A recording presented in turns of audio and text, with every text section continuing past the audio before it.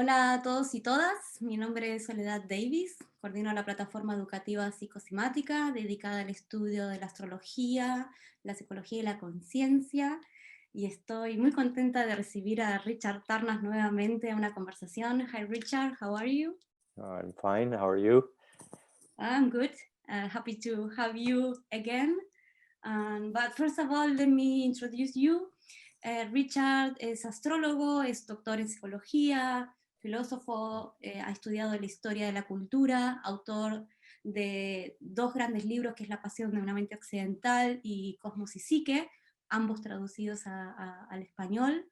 También es docente y director del programa de Filosofía, Cosmología y Conciencia en el CIIS, California Institute of Integral Studies, en California.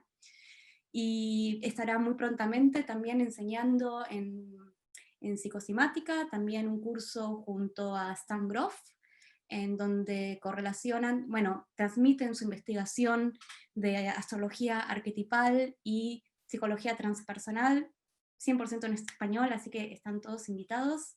Y en esta oportunidad vamos a estar charlando con Richard también un poco acerca del análisis y el contexto arquetipal de este momento. Así que, hi Richard, thank you again for being here with me talking about astrology again. My pleasure. Thanks for inviting me. Okay, so Richard, what a year, right? You have been researching very deeply for a long time about planetary cycles and the correlation to social and cultural history, and this is what people can read in your book Cosmos and Psyche. I would like if you can give us a brief analysis and your perspective on the current transits and this archetypal context that we are living right now. Sure. It's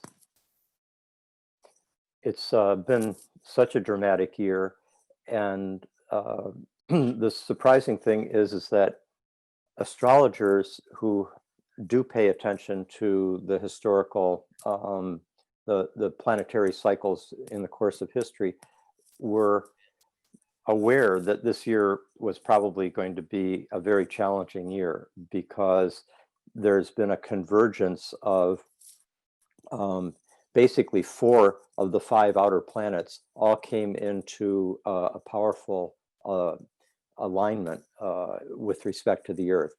Now, let me back up and say that it seems that the correlations between major historical events and periods, cultural phenomena, and planetary or astrological factors, the big correlations that seem to be the most consistent and the most compelling have been involve the outer planets when they come into alignment, like a conjunction or an opposition, which would be like the new moon or the full moon when the sun and moon are conjoined. That would be like the new moon would be a conjunction. The full moon would be the opposition with the Earth in between. So those 2 alignments, the conjunction and the opposition, and then the square halfway in between, so the four points in the cycle, those are the points when when 2 planets come into one of those 4 alignments, things tend to happen that are more that have a particular character, and that character correlates with these deep archetypal principles, and it's a very surprising thing that these correlate from the modern perspective. I mean, those of us who have a good modern education think of the stars and the planets, they're doing their thing, and then human beings here on Earth are doing their thing, and there's no real relationship between them except for the fact that the sun is out, or there's a full moon, and people have some like to be out romantically in the full moon or whatever, but there isn't really a sense of connection between the movements of the planets and human experience. But in fact, when one does the research, it's quite compelling. And I don't think this is because the planets are causing things to happen here on Earth. It's more like a synchronicity, as Jung, Carl Gustav Jung, the Swiss psychologist, called them, synchronicities, where there would be a coincidence between two events, like the movements of the planets and the patterns of human experience. And there's a coincidence that is meaningful. The connection is one of meaning, and it's not one of physical impact or some kind of, gravity or electromagnetic rays or something like that, radiation.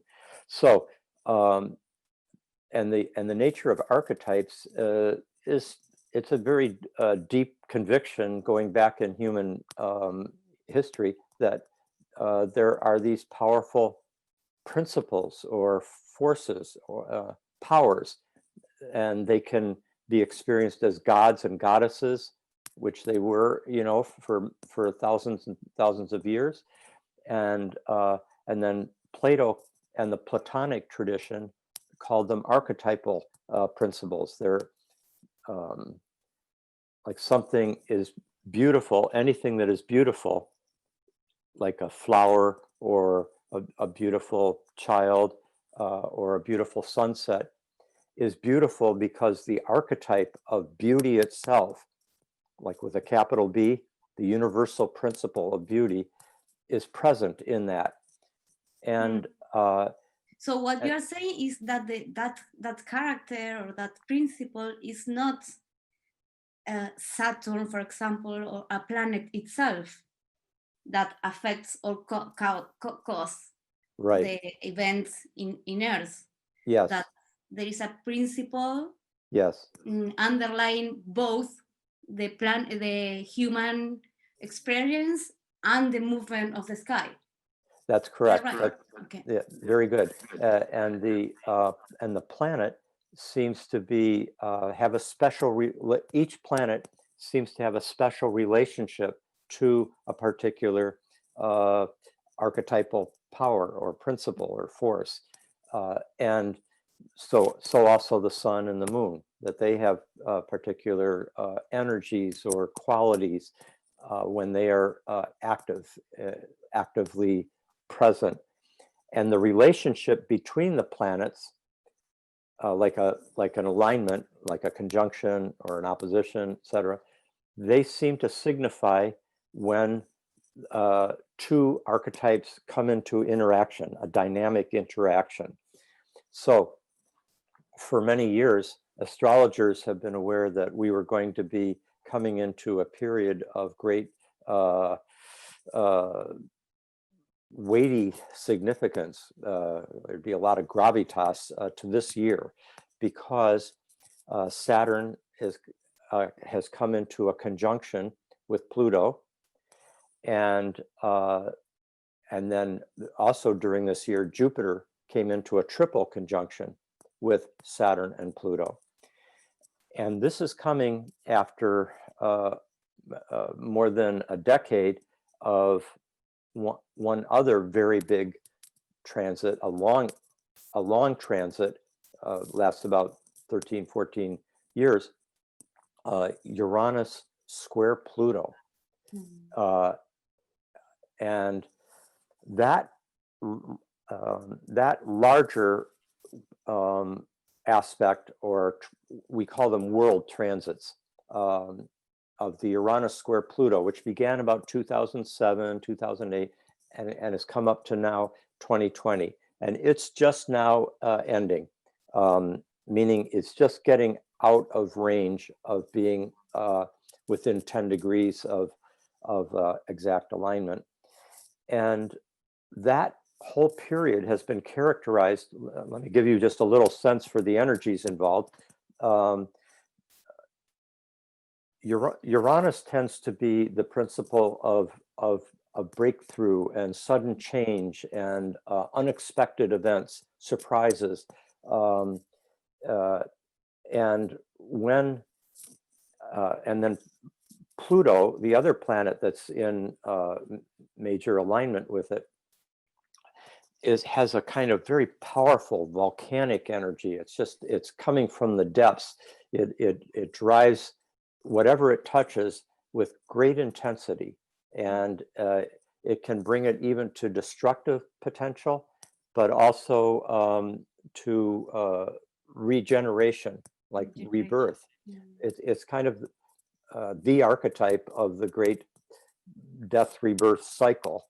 It's very transformational, but it's hard to handle because it's much bigger than the human. It's all of the evolutionary force that's driving through it, kind of a Kundalini energy on a collective level. So you put those two together, and each time they come into aspect, into alignment, we tend to go through a period of more than a decade of radical change, a lot of turmoil, political, economic, social turmoil, also great impulse for freeing oneself from the past, or from constraints, or from limitations of any kind. There also tends to be a lot of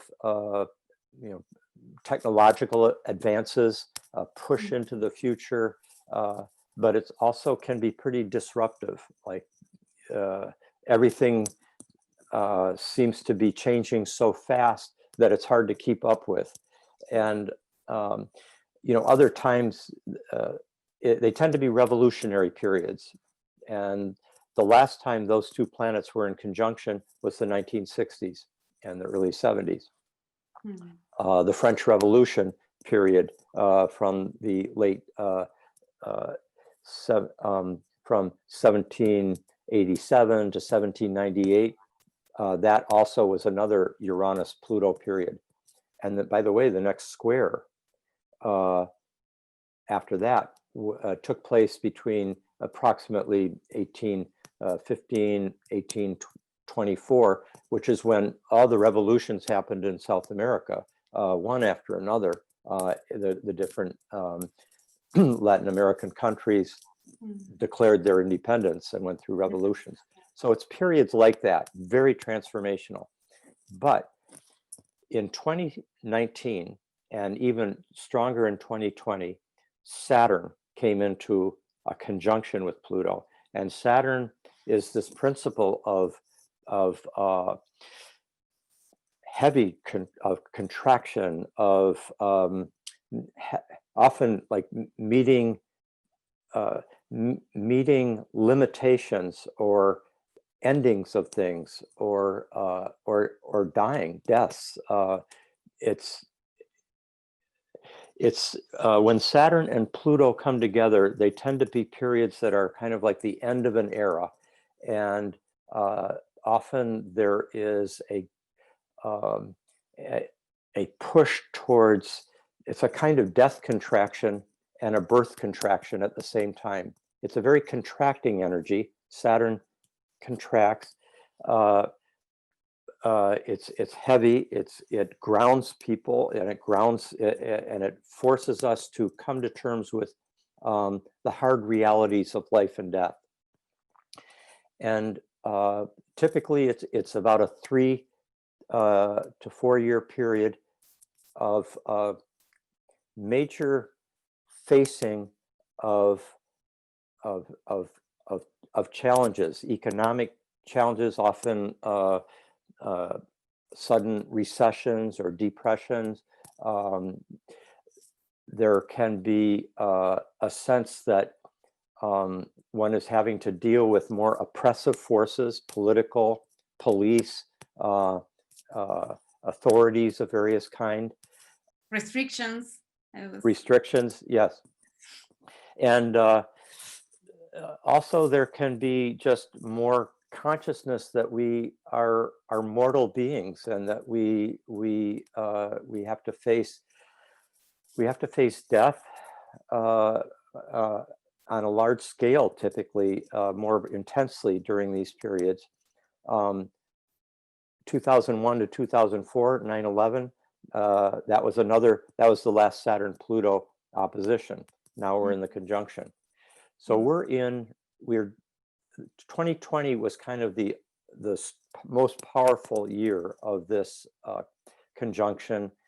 2021, this coming year, it's going to be still in orb, and Saturn will be moving to the square to Uranus, which is pretty volatile. There can be a lot of clashes between the pressure towards the new, towards the future, and the desire to stabilize and to create more conservative impulses.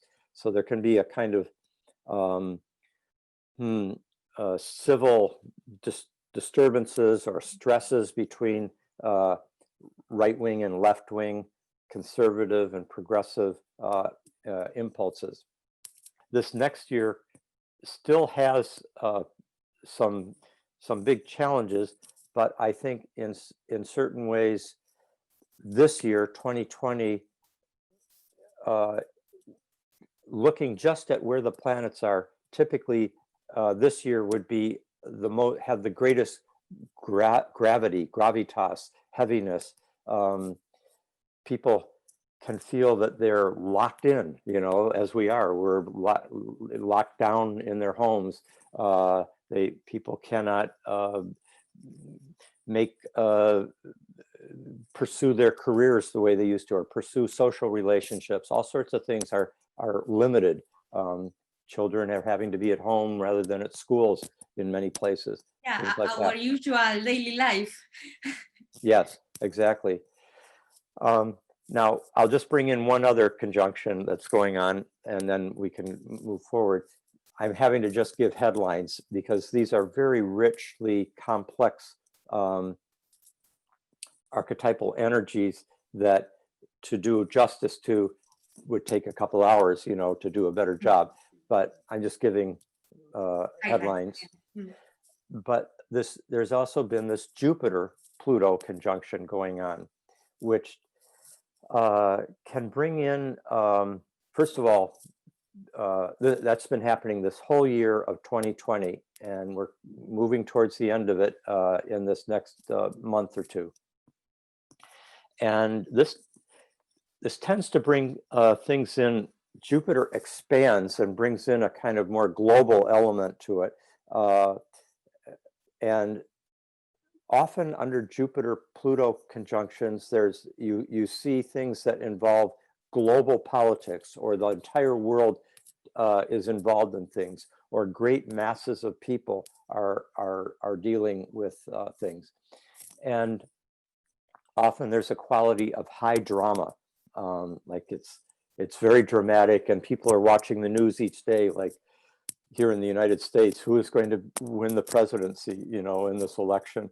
And even after the election, we're still having to face, the uncertainties and the unprecedented kind of behavior of our, I hope it's okay if I can say to your audience, many of us Americans apologize for having Trump as our president the last 4 years. And it's just been a kind of monstrous nightmare that we've had to deal with. I know we're not the only country in the world that has had to deal with hard or tyrannical energies or people. Yeah, the shadow of the countries are going. That's right. Yes. That's a very good point. So we can see it very clear. Right. That's right. In fact, that's a very good point, Soledad, because the shadow tends to emerge during such periods, the plutonic shadow, and under especially when Saturn is there, also with Jupiter conjoining Pluto, one has to face the shadow often in the leadership level with Jupiter, at the top, and it takes a lot of courage to face the shadow of one's own country, of one's own culture, or white people having to face the shadow of white racism, or men having to face the shadow of patriarchal oppressiveness,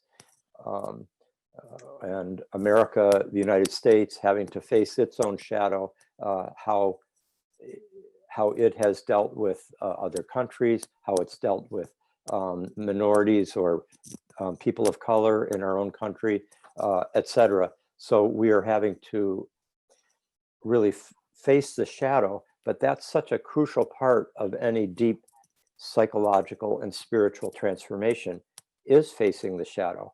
And that's why a transit like this, a world transit like this, can be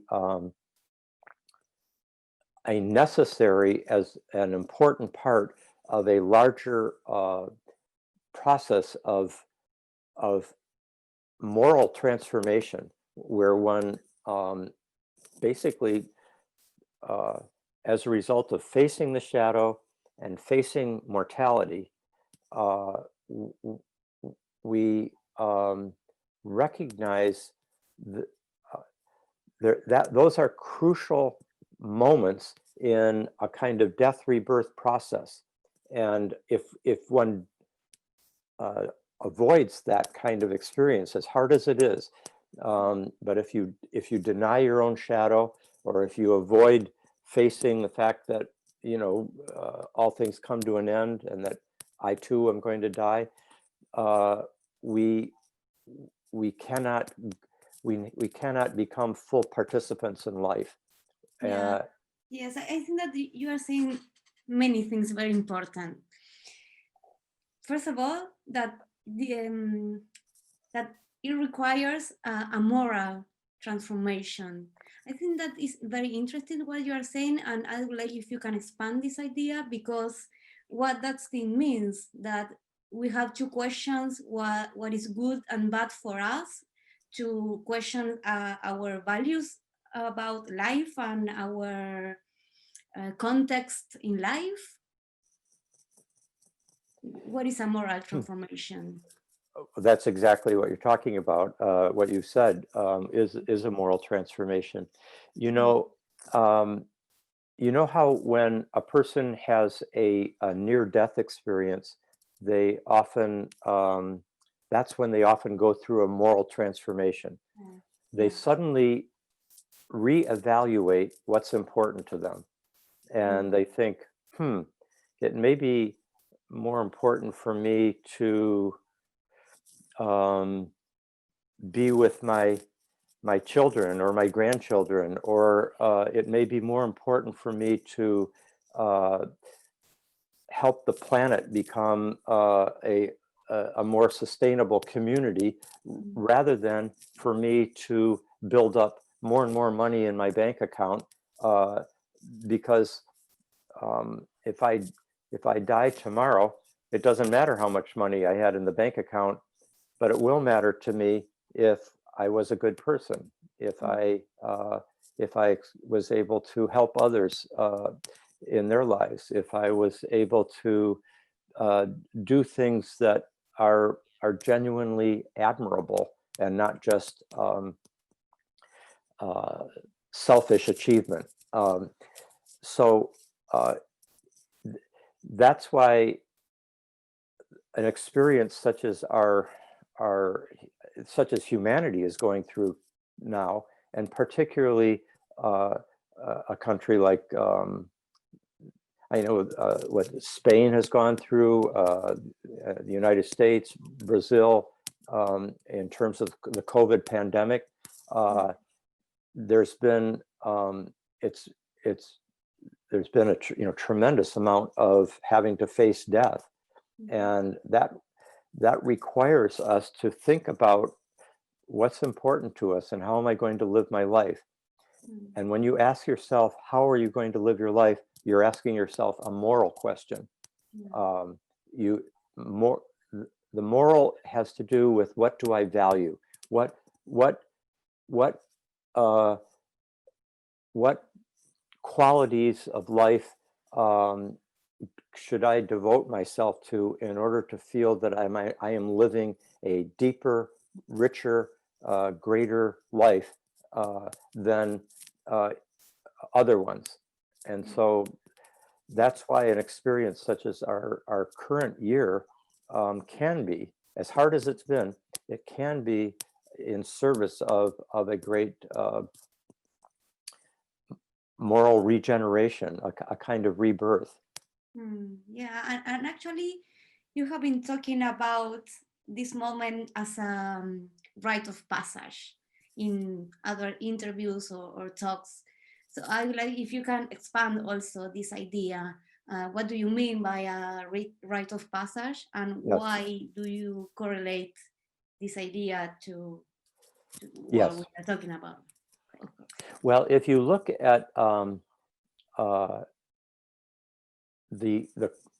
the kinds of things that happened in over the many thousands of years, most societies have had rites of passage or initiations, rituals of initiation, in which the individuals would be taken out of their usual life, out of their community, and put through a very powerful experience in which they have to face a kind of loss of their old identity, and they have to face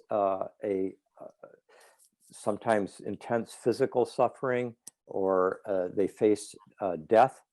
They face have a crisis of meaning, and there's often a sense of a kind of great uncertainty about the outcome of the process they're in, and there can be a sense of danger on the horizon that they are having to face. And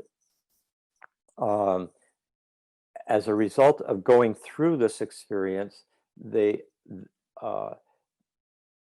initiate is brought through an encounter with their own shadow, with their fears, with death, and they lose their old sense of reality itself. There can be a real sense of a kind of things that they thought were solid and real have collapsed suddenly.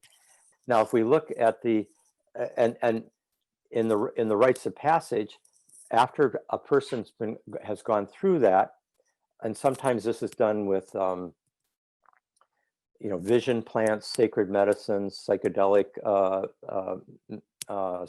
substances of various kinds, like ayahuasca, or mushrooms like Amanita muscaria, or etc. LSD in our own time, the synthesis of a psychedelic substance is widely used now, and more therapists are starting to see its value as a psychological therapeutic tool that can bring about a deep spiritual awakening and a loss of fear of death, for example. Now, people who go through these experiences over the millennia in tribal situations, or the different like shamanic initiations, after they come out of that kind of crucible of transformation, there is a kind of sudden sense of rebirth, and they're brought back into the community and embraced, but they now see themselves in a new way. They've kind of lost their naive,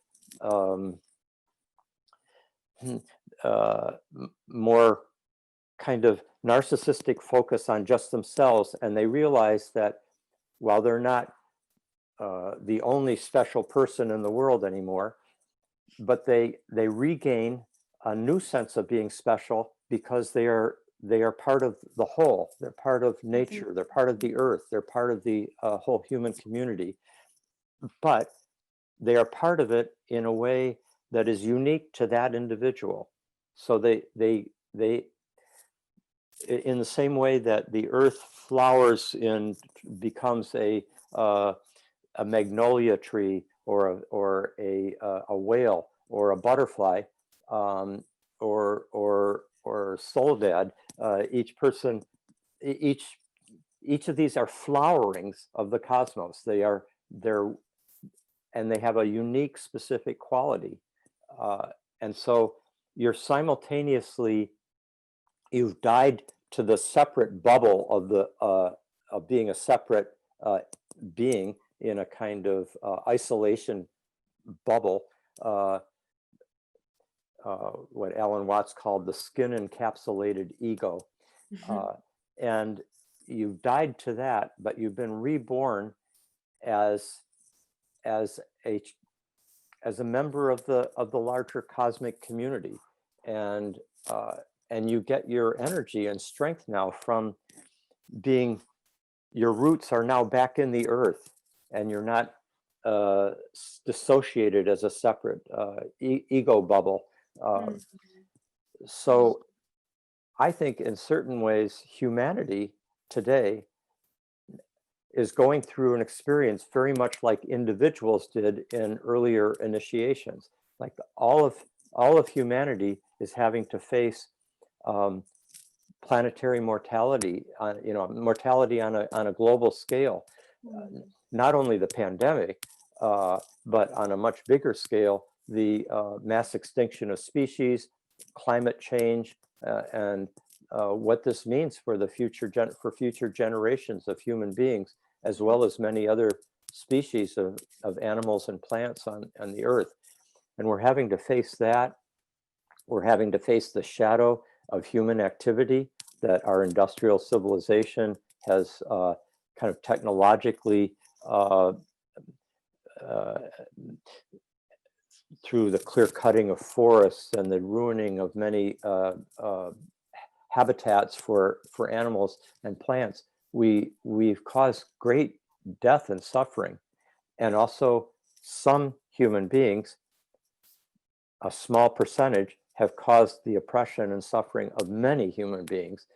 And in all these ways, there's having to be a kind of initiatory dying to our old identity, and possibly a rebirth into becoming a vibrant participant in the larger Earth community, and with the understanding that the planets themselves are meaningful, and that the Earth is, and this is kind of an important addition, that astrology brings into the picture, because astrology allows us to see that this Earth, moving, spinning Earth as it's going around the sun, and all the other planets are moving around the sun, but that in terms of our own experience, the cosmos itself seems to be informed by meanings and purposes that are in some way focused on this Earth and on each individual human being, and also the unfolding of each moment, so that the Earth is no longer seen as just this isolated speck of dust in the vast cosmos, that is, and a cosmos that is just meaningless and purposeless. Rather, the Earth is a focus of cosmic meanings and purposes that are bigger than us.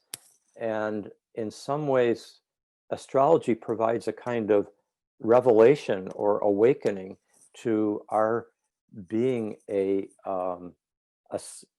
center of the cosmos's attention. We're kind of being bathed with a kind of care. It's like the universe cares in a certain way, and that's a totally new concept for us, coming out of a scientific, mainstream scientific perspective, in which the universe doesn't care at all. Yeah, and actually you are saying that the Earth or planets have personality somehow.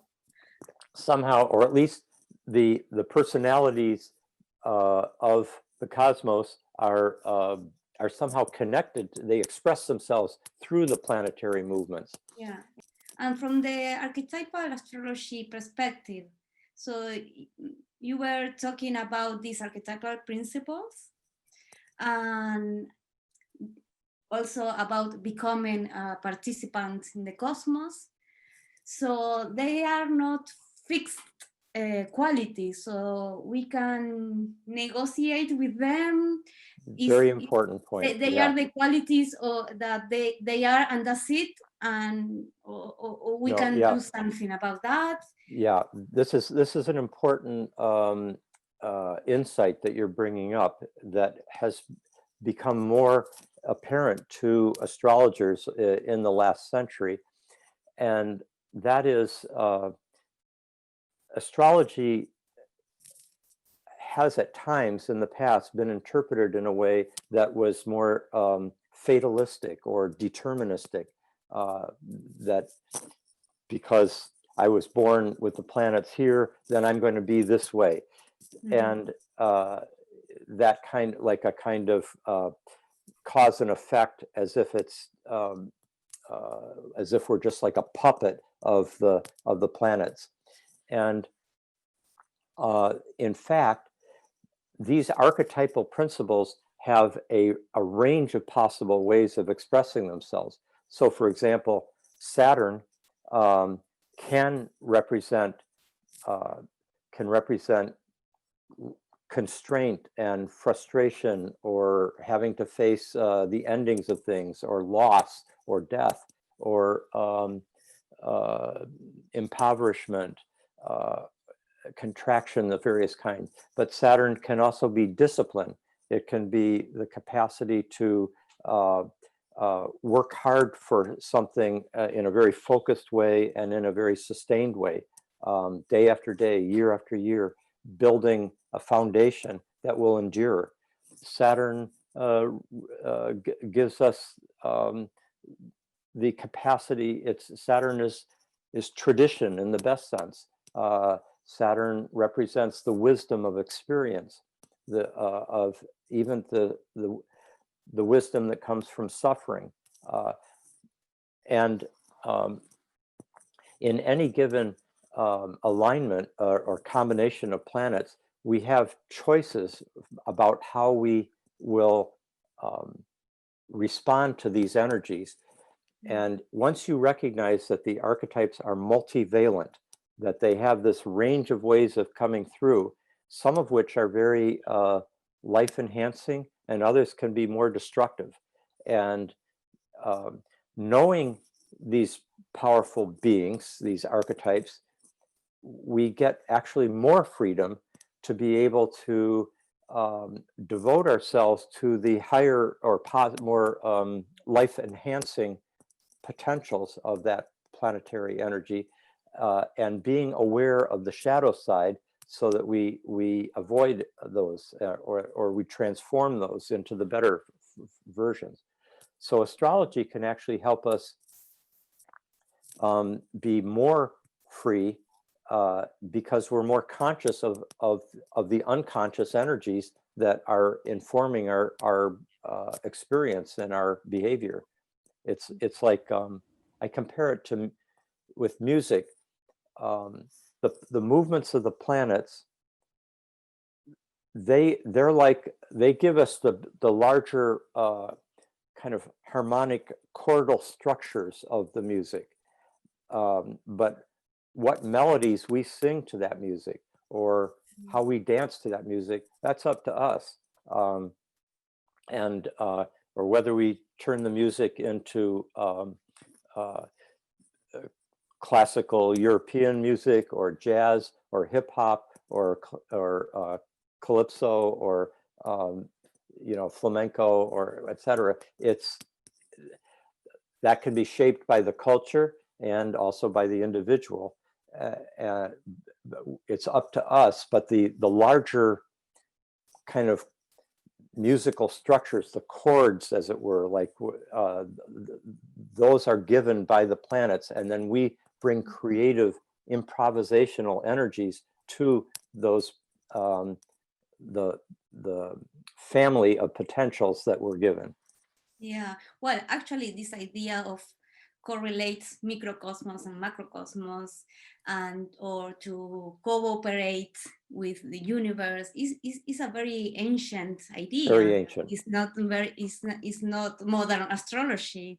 So there is a gap somewhere in the history of astrology that create this idea of modern astrology that sees on traditional astrology or classical astrology that is fatalistic, but I don't see that this is like that, because these ideas are very ancient, of cooperation and the idea of positive and negative qualities. Right. Of in the Corpus Hermeticum say that. Yes. This idea of negative and positive. So what do you think about this idea of modern astrology, thinking about deterministic astrology as the classical one? Yeah, it's there's been both all along, and often popular astrology can be, more fatalistic or deterministic, like the astrologer, even to this day, even a modern astrologer, some will say, they look at your chart and say, and you might be coming to them talking about a new relationship, and they look at the astrologer looks at the two charts and says, oh no, this will never work. That's not good. That's their projection of their own limitations. Every chart is a mystery, and every relationship has potentials that no astrologer can say this is not going to work or this is going to work. And ancient astrology did have, some ancient astrologers are more deterministic or fatalistic, and others are not. But there was, to the extent that the ancient astrologers felt that the planets were gods, and that the gods had their will, and then they were and you read the will of the gods by reading where the planets were, and then you reacted sometimes by praying to the gods, by entreaties, or by rituals that would maybe change the energy in some way. But there was still a sense that it was an outside force that was going to determine what we human beings had to go through. And modern astrology has integrated, in many ways, the psychological revolution that came out of Freud and Jung, and the recognition that there are powerful unconscious forces inside us that shape our consciousness and shape our behavior. And when a number of great astrologers like Dane Rudhyar saw the connection, as did Jung himself, between the depth psychology understanding and the astrological understanding, and it actually helped Jung be a better psychologist to study astrology.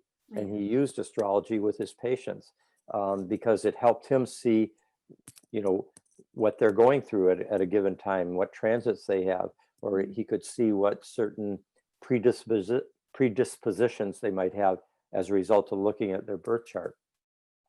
Yeah. So in general, the modern era has emphasized the freedom of the individual more than any other period before. There used to be much more of a sense of being part of the tribe, or part of the state or the empire, and or more obedience of parents, or obedience to the church, or the kingdom, or whatever it happened to be. And the modern period has brought about more of an emphasis on the freedom of every individual, woman or man, to choose their own path in life, to make of their life what with as much freedom as possible. And in some sense, that got translated into the astrological vision as well. I think if you can keep those two in balance, then you have a better dance between the freedom of the individual and these very powerful cosmic and archetypal powers and forces. And we don't deceive ourselves into thinking we can do anything we want. There's all sorts of ways in which we're constrained. We're constrained by, when we're born, where we're born, by our unconscious complexes and so forth. We're constrained by history, by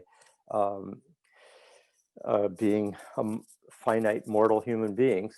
But at the same time, we have this spark of freedom, and we have a responsibility to bring as much care and reflection and intelligence and imagination and compassion to each moment, as much courage as we can as well, and help create the new reality that we will all live in, because in some ways the earth and the cosmos is depending on each of us to live up to our potential. Not to make that a big burden, but I think in some ways the entire human species now, and all of us as individuals, are being asked to kind of shoulder an important responsibility for the future, so that we can think about, many generations in the future that will be affected by our actions, rather than only thinking about this lifetime and just ourselves. Yeah, thank you. It's like we are creating the future, co-creating the future, moment by moment. Yeah, truly. As limited a human being as we each are, with our flaws and everything, we still, each of us has nobility, a noble potential that, in a sense, the universe is welcoming and nurturing and hoping, as it were, that we can flower. Yeah, it's like a spiritual flowering. Truly, yeah. And I would like to finish asking you about, archetypal cosmology that you are teaching. Your program at the CIIS is one of the few in the world that teach astrology within an academic context. So now we are in a very deep transformation within institutions, states, and so on. What do you see about the future of astrology within the academics?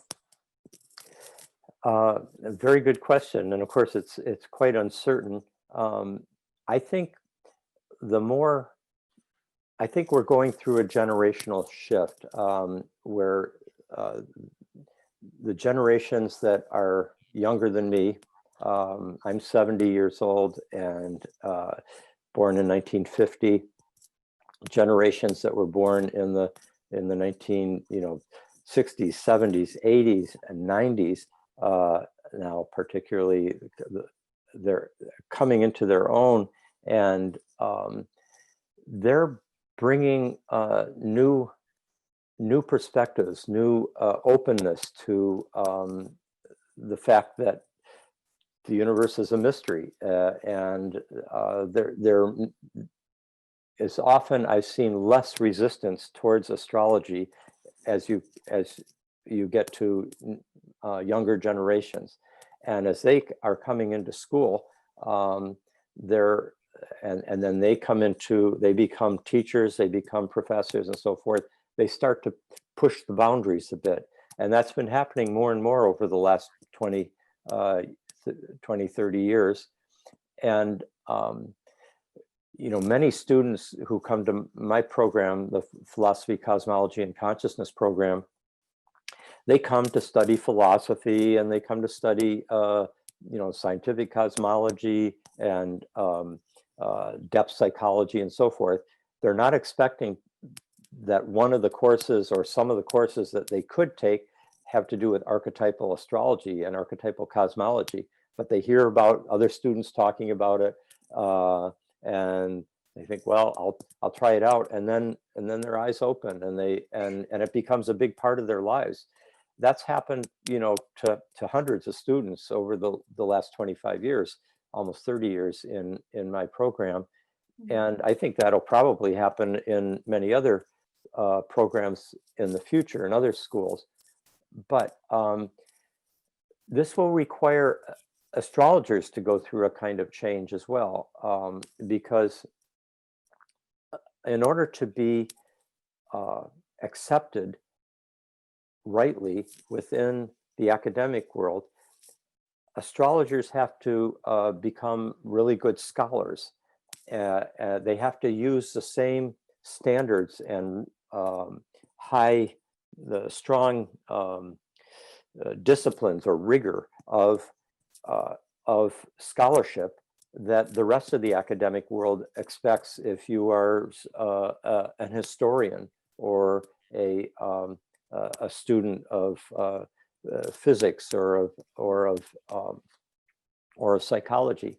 And so this means that astrologers, when they're writing, they need to be able to support their statements support it with evidence, and support it with good arguments, and bring critical thinking, and not just say, well, Saturn is in the 4th house, and that just means this. Yeah.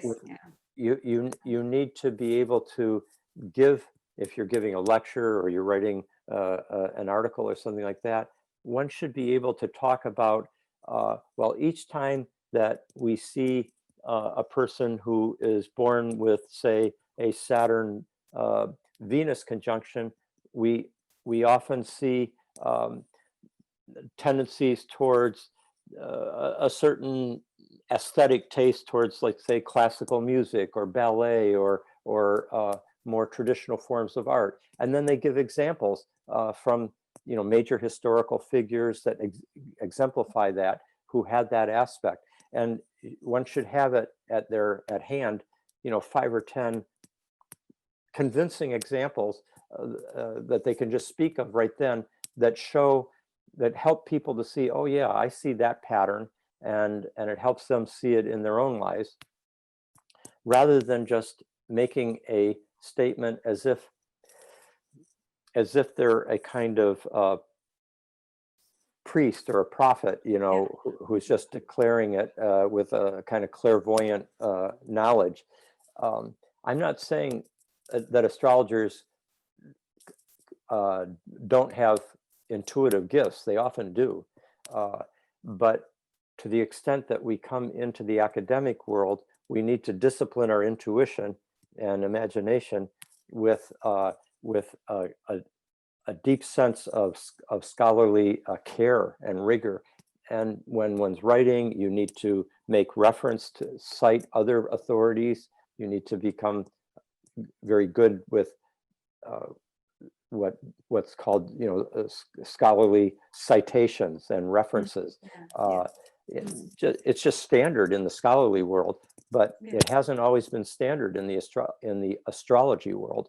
And so astrologers, in order to enter into the academic world, have to bring the same kind of care that you would expect in for an academic, for an historian, a scholarly historian would bring to her work, or any other discipline in the humanities or the sciences. Thank you for your thoughts about this. And sure.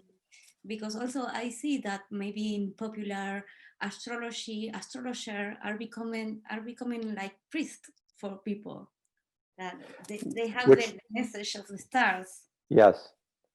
Yeah, because they're seeing things that many people can't see, and it's almost like a kind of prophet who has a special connection to God, you know. Yeah, that special connection to God. Yeah. Which can be dangerous because they give meaning to your life. That's right. And if that's why astrologers have to be very conscious of any tendency towards inflation, like thinking, I've got a special connection to the divine will, and I'm going to tell you how to live your life. We all need to recognize that we all see through a glass darkly. None of us are omniscient. None of us are all seeing, and if we have special insights that we're granted, which can be a great gift, we still need to be able to connect that, support those in such a way that other people can make the connection, rather than for it to be coming down from on high as if we are the kind of cosmic archbishop or something. Yeah. Okay. Well, Richard, thank you very much for this conversation. Me gustaría invitarlos a todos de vuelta al curso que estará dando Richard Tarnas junto a Stan Groff. Vamos a tener clases en vivo con Richard Tarnas para que puedan hacerle preguntas en vivo. So I'm inviting to the public to our course in PsicoCymática with you and Stan also, but the live Q&A sessions will be only with you, so people can ask you questions and are all invited to it. That's great. Yeah, we haven't talked about Stan Groff, but he and I have taught together for now 40 years, and he's one of the great depth psychologists of our time. Now he's turning 90 years old and still doing very well, but not doing public things anymore. So that's why it would just be me for the Q&A. Thank you very much, Richard, again. My pleasure. Okay, take care. Thank you, Soledad, for having me and for the work that you're doing. I know you're really bringing in an important body of work and perspective. Kind of, you're doing a great service for the Spanish-speaking community. I'm very, very proud of you. Thank you, Richard. Thank you very much to support this project too. So sure. See you soon. Okay. Bye-bye.